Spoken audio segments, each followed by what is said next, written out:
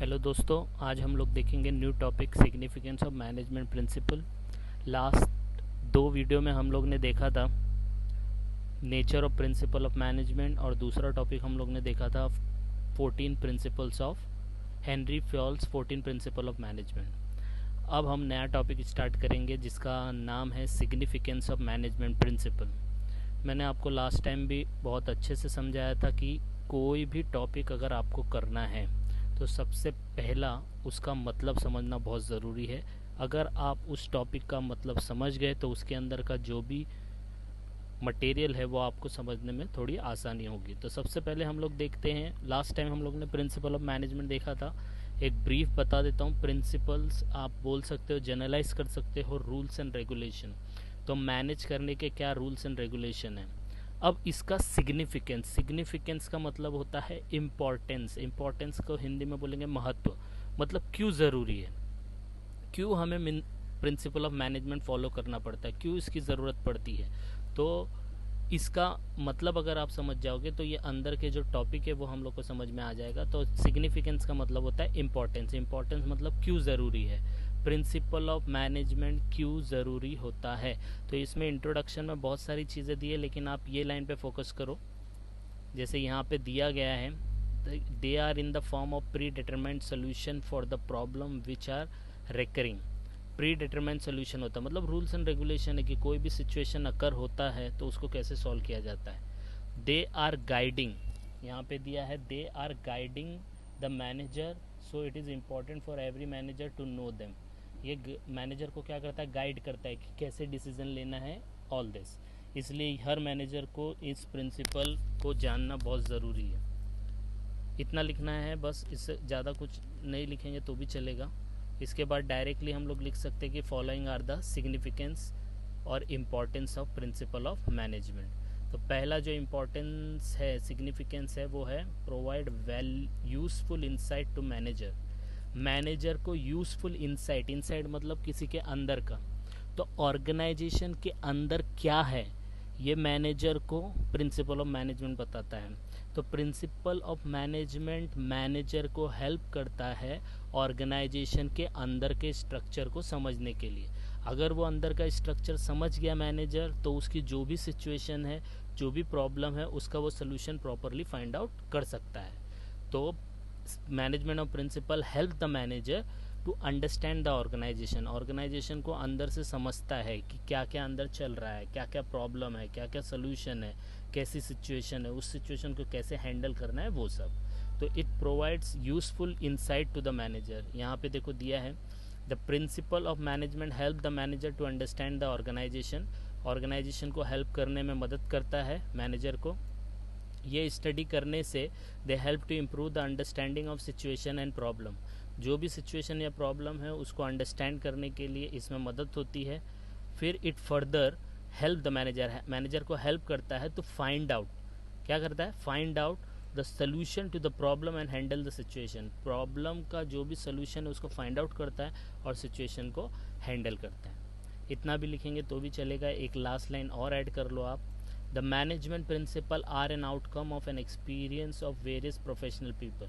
ये सब प्रिंसिपल कैसे बनता है, ये रूल्स एंड रेगुलेशन कैसे बनते हैं, एक्सपीरियंस से बनते हैं। जैसे जैसे ऑर्गेनाइजेशन को आप हैंडल करते जाओगे वैसे वैसे नए रूल्स एंड रेगुलेशन आते जाएंगे। जैसे एग्जांपल के तौर पे पहले कंप्यूटर्स नहीं थे तो ऑर्गेनाइजेशन तो पहले भी काम करती थी। अब वो टाइम पे जब ऑर्गेनाइजेशन काम करती थी तो सब मैनुअली होता था, हाथ से लिखना पड़ता था। तो उसमें क्या बोला जाता था कि जो भी बुक्स में आप लिखते हो उसको प्रॉपरली नीट एंड टाइडी और अच्छी जगह पे रखो जिससे वो डैमेज ना हो। लेकिन अब ये सब नहीं होता, अब कंप्यूटर पे होता है। तो अब बुक्स को मेंटेन करने नहीं बोलते, वही बुक्स को आपको इलेक्ट्रॉनिकली मेंटेन करना पड़ता है कंप्यूटर और लैपटॉप में। तो अब लैपटॉप और कंप्यूटर को अच्छे से रखने का रूल्स एंड रेगुलेशन बना दिया। तो जैसे जैसे ऑर्गेनाइजेशन आगे बढ़ती जाती है, जैसे जैसे एक्सपीरियंस होते जाता है, वैसे वैसे प्रिंसिपल बनते जाते हैं। तो पहला जो इम्पोर्टेंस है वो है ये प्रोवाइड करता है useful insight to the manager. Manager को ऑर्गेनाइजेशन के अंदर क्या चालू है उसमें हेल्प करता है। सेकेंड देखते हैं, सेकेंड है helpful in efficient utilization of resources. Helpful in efficient utilization of resources. Utilization of resources मतलब जो भी ऑर्गेनाइजेशन में चीज़ें हैं, जैसे रॉ मटेरियल हो गया, लेबर हो गया, मैन पावर हो गया, फिर जो भी रिसोर्सेज वो ऑर्गेनाइजेशन यूज़ करते हैं वो, तो हेल्पफुल है इन इफ़िशिएंट यूटिलाइजेशन, तो उसको अच्छे से यूज़ करो। तो वो कब अच्छे से आप यूज़ कर सकते हो? अब मैनेजर को पता ही नहीं है, अभी एग्जांपल के तौर पे कि मैनेजर को एक एग्जांपल लेते हैं रेस्टोरेंट का। अभी किसी ने ऑर्डर किया, अब किसी ने ऑर्डर किया भाई कि मुझे 100 प्लेट पाव भाजी चाहिए। अब 100 प्लेट पाव भाजी के लिए जो भी रॉ मटेरियल लगता है वो हमारे पास पहले से होना चाहिए। तो वो मैनेजर को कब पता चलेगा? मैनेजर को अगर पहले से पता होगा, इन्फॉर्मेशन होगी, तभी वो चीज़ों को एफिशिएंटली यूटिलाइज कर पाएगा। उसको पता ही नहीं है कि कितना रॉ मटेरियल अवेलेबल है, तो क्या वो ऑर्डर ले पाएगा? नहीं ले पाएगा। तो ऑर्गेनाइजेशन के अंदर अगर मैनेजर को पता होगा, यहाँ पे देखो पहले पॉइंट में हम लोग ने देखा था useful insight of the manager, तो वो उसको हेल्प करेगा in efficient utilization of resources also. तो जो भी ऑर्गेनाइजेशन में रिसोर्सेज अवेलेबल होंगे उनको कैसे अच्छे से यूज़ करना है वो सब में भी हेल्प करेगा मैनेजर को प्रिंसिपल ऑफ मैनेजमेंट। तो ये दूसरा हेल्प करता है प्रिंसिपल ऑफ मैनेजमेंट। सिग्निफिकेंस है, इंपॉर्टेंस है इसका प्रिंसिपल ऑफ मैनेजमेंट का, कि मैनेजमेंट को हेल्प करता है इफिशिएंट यूटिलाइजेशन ऑफ रिसोर्सेज। तो आपको समझ में आ गया होगा, पहला हेल्प करता है मैनेजर को, अंदर की सब बातें बताता है। दूसरा जो भी रिसोर्सेज अवेलेबल है उसको अच्छे से यूज़ करने के लिए हेल्प करता है। तो यहाँ पे देखो दिया है, in every organization the 2 types of resources are use. Physical resources जैसे material, machine, money. Human resources मतलब मैन पावर। तो the basic function of management is to make the proper balance between these resources by putting them to the optimum use and control on wastages of resources. तो ये जो management का काम है, basic function यही है कि दोनों के बीच में बराबर तालमेल होना चाहिए, तभी कोई भी रिसोर्सेज वेस्ट नहीं होगा। वो कब नहीं होगा? जब मैनेजर को पता होगा कि कितने वर्कर अवेलेबल है, कितने रिसोर्सेज अवेलेबल है, तभी तो वो प्रॉपरली मैनेज कर पाएगा। जब उसको पता ही नहीं है कुछ, तो क्या कर पाएगा? वो प्रॉपरली मैनेज नहीं कर पाएगा। जैसे एग्जाम्पल के तौर पे आप लोग हैं, आप लोग का अभी 12th में एग्ज़ाम होगा OCM का, आपको यही नहीं पता कि चैप्टर कितना है, तो आप स्टडी कैसे करोगे? तो आपको पहले से पता होगा, तभी आप चीज़ों को एफिशिएंटली यूज़ कर पाओगे। तो ये एक यहाँ पे लिख देना है। फिर एक एग्जाम्पल अगर आपको डालना है तो यहाँ डाल सकते हैं, use of standard tools and machinery helps in increasing quality and productivity as well as increasing the level of efficiency of human resources. बस इतना लिखेंगे तो भी चल जाएगा। थर्ड पे जाते हैं, साइंटिफिक डिसीजन। तो पहला किस में हेल्प किया? पहला प्रिंसिपल ऑफ मैनेजमेंट ने मैनेजर को इंसाइट दिया ऑर्गेनाइजेशन के बारे में, भाई क्या चल रहा है ऑर्गेनाइजेशन में, क्या नहीं चल रहा है। दूसरा हेल्प करता है कि भाई ऑर्गेनाइजेशन के पास जो भी रिसोर्सेज हैं उनको अच्छे से यूज़ कर पाएँ। अब तीसरा जो है वो है साइंटिफिक डिसीजन लेना है, साइंटिफिक से डरने का नहीं। साइंटिफिक का मतलब होता है बैलेंस डिसीजन और सिस्टमेटिक। यहाँ पे दिया है देखो, सिस्टमेटिक एंड बैलेंस डिसीजन। तो आप प्रॉपरली डिसीजन कब ले पाओगे, बैलेंस डिसीजन कब ले पाओगे? जब आपको ऑर्गेनाइजेशन के अंदर की बातें पता होगी, जब आपको पता होगा क्या क्या रिसोर्सेज अवेलेबल है, उसके हिसाब से ही आप फिर सिचुएशन को एनालाइज करेंगे और प्रॉब्लम को सॉर्ट आउट करेंगे। तो ये पहला लाइन आपको लिखना है, in every business organization a scientific decision mean systematic and balance decision. Second वाला लाइन मत लिखो, डायरेक्टली ये लिखो, with the use of various management principle. आप प्रिंसिपल ऑफ मैनेजमेंट यूज़ करेंगे तो one can get an idea of how to analyze the situation और to search for alternative option and their result. तो आप ये find out करेंगे कि कोई भी प्रॉब्लम आ गया तो एक प्रॉब्लम को एक का सलूशन एक ही नहीं होता, उसका और भी कोई सलूशन हो सकता है जिससे बेनिफिट ज़्यादा हो और अपना कॉस्ट कम हो जाए। तो इसमें भी हेल्प करता है। तो साइंटिफिक डिसीजन का मतलब यहाँ पे ये है कि प्रिंसिपल ऑफ मैनेजमेंट मैनेजर को हेल्प करता है कि भाई सिस्टमेटिक डिसीजन लेना है। तो वो सिस्टमेटिक डिसीजन कब ले पाएगा? जब उसको पता होगा ऑर्गेनाइजेशन के बारे में, पहला पॉइंट। जब उसको पता होगा कौन कौन से रिसोर्सेज अवेलेबल है, तभी तो वो सिचुएशन को एनालाइज करेगा और उसके हिसाब से डिसीजन लेगा। तो थर्ड पॉइंट इसमें हेल्प करता है principle of management scientific decision के लिए। आई होप आपको ये समझ में आ रहा है। अब हम लोग नेक्स्ट चलते हैं। नेक्स्ट पॉइंट है अंडरस्टैंडिंग सोशल रिस्पॉन्सिबिलिटी। अब आपको ये पता होना चाहिए जितने भी प्रिंसिपल हैं मैनेजमेंट के, मैनेजमेंट प्रिंसिपल, वो ऑर्गेनाइजेशन के हर एस्पेक्ट के ऊपर बेस्ड होते हैं। इसका मतलब क्या है, कोई भी प्रिंसिपल, मैनेजमेंट ऑफ प्रिंसिपल बना है वो ऑर्गेनाइजेशन में जो भी लोग यूज़ होते हैं, जैसे एम्प्लॉयज़ है, कस्टमर्स है, बैंकर्स है, क्रेडिटर्स है, सबके ऊपर बेस्ड होता है। अब एग्जांपल के तौर पे आप ऑर्गेनाइजेशन बहुत अच्छा चला रहे हो, करोड़ों रुपया कमा रहे हो, लेकिन आप एम्प्लॉयज़ को सैलरी टाइम पे नहीं देते हो, वर्किंग कंडीशन बराबर नहीं देते हो, तो आप वो प्रॉफिट मेंटेन कर पाओगे? नहीं कर पाओगे। तो प्रिंसिपल ऑफ मैनेजमेंट जो बने होते हैं वो हर एस्पेक्ट ऑफ ऑर्गेनाइजेशन पे डिपेंड होते हैं। तो इसमें देखो पहला लाइन यही बोला है, management principle are based on every aspect of organisation. ऐसा नहीं है सिर्फ प्रॉफिट के ऊपर ध्यान देना है, ऐसा भी है कि ऑर्गेनाइजेशन में एम्प्लॉय के ऊपर भी ध्यान देना है, क्रेडिटर्स के ऊपर भी ध्यान देना है, कस्टमर के ऊपर भी ध्यान देना है। तो they are not developed only from the viewpoint of handling resources effectively, but they guide management in understanding social responsibility of organization.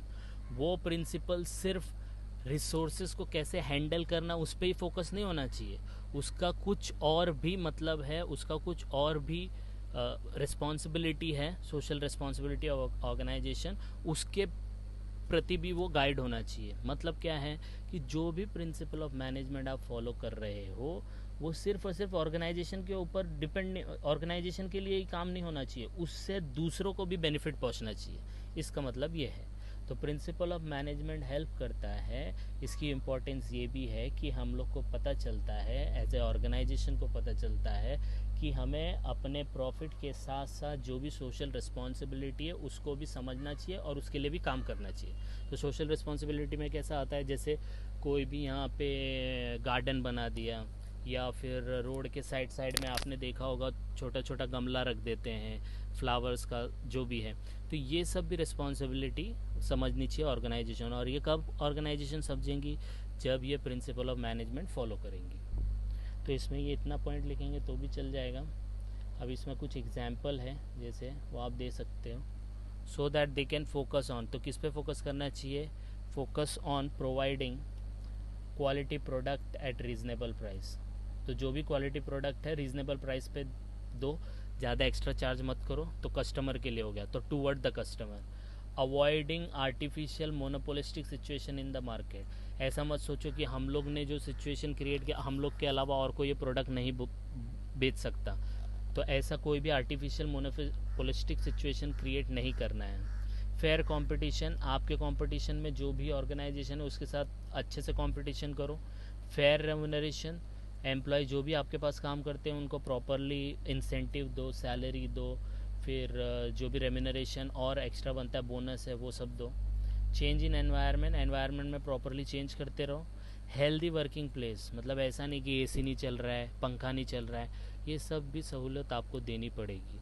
तो प्रिंसिपल ऑफ मैनेजमेंट सिर्फ यही नहीं बताता कि प्रॉफिट कमाओ, ये भी बताता है कि जो लोग हमारे ऑर्गेनाइजेशन से रिलेटेड है उनके लिए भी हमें कुछ काम करना चाहिए।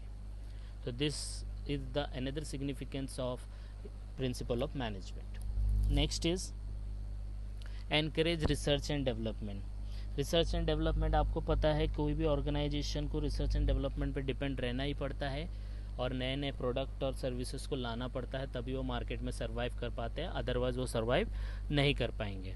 क्योंकि ये जो प्रिंसिपल ऑफ मैनेजमेंट होता है फिक्स नहीं होता है, ये डायनामिक होता है, चेंज होता रहता है। अब चेंज होता रहता है तो ये चेंज हो रहा है तो मैनेजर को भी उसके हिसाब से और अपने को भी ये प्रिंसिपल ऑफ मैनेजमेंट में चेंजेस लाने पड़ते हैं। तो यहाँ पे ये दिया है, principle of management are dynamic. Dynamic मतलब चेंजिंग, चेंज होता रहता है। Their nature goes on changing along with the changing in the business world. जैसे जैसे बिजनेस में चेंजेस होता रहता है, इनमें भी चेंजेस आने लगता है। तो over the year they have to be develop to suit the current need. तो जैसे जैसे अभी मैंने आपको एग्जाम्पल दिया था, पहले बुक्स में अकाउंट्स बनते थे तो बुक्स को प्रॉपरली मेंटेन करना पड़ता था, अब कंप्यूटर में बनते हैं तो कंप्यूटर को प्रॉपर मेंटेन करना पड़ेगा। कैसे, एंटीवायरस डालना पड़ेगा, बराबर बैकअप लेना पड़ेगा, अपडेट करते रहना पड़ेगा, तभी जाके आप अपना मतलब नए नए प्रोडक्ट और सर्विस को लॉन्च कर सकते हैं। इट इनेबल्स द मैनेजर, ये हेल्प करता है मैनेजर को to bring consistent improvement in them. जब आप रिसर्च एंड डेवलपमेंट करते रहोगे तो आप जो भी फॉलो कर रहे हो उसमें बराबर इम्प्रूवमेंट आता जाएगा। Management adopt new trends at working place automatically. जब आप प्रॉपरली इम्प्रूवमेंट करते रहोगे ऑन ए कंसिस्टेंट बेसिस तो ऑटोमेटिकली नए नए ट्रेंड आपका बिजनेस में ऑलरेडी अडॉप्ट हो जाएंगे। और अगर आप कोई भी रिसर्च एंड डेवलपमेंट नहीं करोगे तो आप वही पुराने मेथड से जाते रहोगे, फिर आपके प्रोडक्ट और सर्विस को कोई भी नहीं पूछेगा. तो it helps in research and development also. It encourages the research and development in the organization also. Next, helps to coordinate and control. Coordinate का मतलब क्या होता है? कोऑर्डिनेट मतलब एक डिपार्टमेंट को दूसरे डिपार्टमेंट से कोऑर्डिनेट करना पड़ता है, बातचीत करना पड़ता है कि क्या हो रहा है, क्या नहीं हो रहा है, कैसे होना चाहिए, क्या करना चाहिए, वो सब. और कंट्रोल मतलब कोई सिचुएशन है तो उसको कंट्रोल करना है. तो ये कोऑर्डिनेशन और कंट्रोल आप कब कर पाओगे? जब आपको ऑर्गेनाइजेशन के अंदर का पता होगा, जब आपको रिसोर्सेज के बारे में पता होगा क्या क्या रिसोर्सेज हैं, राइट.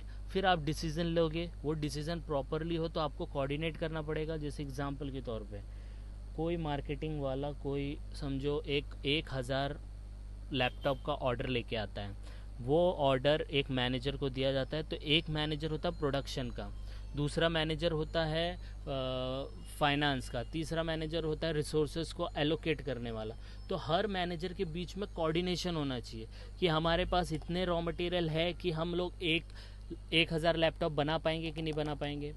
तो जब हम लोग प्रॉपरली अपने कुछ रूल्स एंड रेगुलेशन फॉलो करेंगे, जब हम लोग प्रॉपरली कुछ प्रिंसिपल ऑफ मैनेजमेंट फॉलो करेंगे, तभी हम डिफरेंट डिपार्टमेंट के बीच में कोऑर्डिनेशन कर पाएंगे और डिफरेंट डिपार्टमेंट के अंदर जो भी प्रॉब्लम होंगे उसको कंट्रोल कर पाएंगे. तो प्रिंसिपल ऑफ मैनेजमेंट हेल्प करता है कोऑर्डिनेशन में भी और कंट्रोल में भी. तो इसमें देखो ये देख लेते हैं. तो management principle are the guideline for better coordination and control. It is very challenging to create coordination and cooperation among different employee working in different department. थोड़ा चैलेंजिंग होता है, लेकिन अगर आप properly rules and regulation principle follow करके जाएंगे तो coordination and cooperation आप कर पाओगे. फिर ये डायरेक्टली लिखेंगे, it is also difficult task for manager to keep control on the performance of employ. और ये भी बहुत डिफिकल्ट होता है कि भाई एम्प्लॉय जैसे काम करे उसको कंट्रोल कर पाए. लेकिन अगर properly principal of management follow करेंगे तो आप उनके एक्ट को, उनकी परफॉर्मेंस को कंट्रोल कर सकते हो. Last one, develops objective approach. Objective approach का मतलब होता है कि किस मकसद के लिए. अब ऑर्गेनाइजेशन को पता है कि हम लोग को टारगेट है कि 1000 करोड़ का सेल अचीव करना है, दैट इज़ आवर ऑब्जेक्टिव. तो ये डेवलप कैसे होगा, यह ऑब्जेक्टिव अचीव कैसे होगा? अपने को रूल्स एंड रेगुलेशन फॉलो करने पड़ेंगे. तो अगर आपको कोई टारगेट मिला है कि भाई 1000 करोड़ का सेल करना है, 2000 करोड़ का सेल करना है, या 1000 लैपटॉप बेचने हैं, ये ऑब्जेक्टिव को कैसे डेवलप किया जाएगा? जब आप properly rules and regulation follow करेंगे तब, जब आप प्रिंसिपल ऑफ मैनेजमेंट फॉलो करेंगे तब. तो जब आप प्रिंसिपल मैनेजमेंट फॉलो करेंगे तो आप एक ऑब्जेक्टिव अप्रोच डेवलप कर पाएंगे. इससे होता है कि मैनेजर जो भी रहेगा ऑर्गेनाइजेशन में वो आइडेंटिफाई करेगा कि क्या क्या अपॉर्चुनिटी है, क्या क्या प्रॉब्लम है, क्या क्या कारण है जिसकी वजह से हम लोग इतना ऑब्जेक्टिव अचीव नहीं कर पा रहे हैं. तो प्रिंसिपल ऑफ मैनेजमेंट फॉलो करो तो आपको पता चल जाएगा कि क्या प्रॉब्लम है, क्या अपॉर्चुनिटी है, क्या थ्रेट है, वो सब. और उस हिसाब से फिर अपने एक्टिविटीज़ को वो कोऑर्डिनेट करेगा, कंट्रोल करेगा और वो ऑब्जेक्टिव को अचीव करेगा. तो यहाँ पे दिया है, with the help of various principle of management one can develop an objective approach. Manager can identify the business opportunity, root cause, क्या क्या अपॉर्चुनिटी अवेलेबल है, क्या क्या कारण है प्रॉब्लम के, and provide the appropriate solution on it. और जो भी प्रॉब्लम आएगा उसका सोल्यूशन क्या हो सकता है वो आपको फाइंड आउट करके बताएगा. It builds confidence in the minds of the manager. जब ऑब्जेक्टिव पता है मैनेजर को तो कॉन्फिडेंस आता है कि भाई हम लोग को यही चीज़ करना है, इसके अलावा और कुछ नहीं करना. जब ऑब्जेक्टिव नहीं पता होगा तो मैनेजर उस सिचुएशन पे काम कर पाएगा क्या?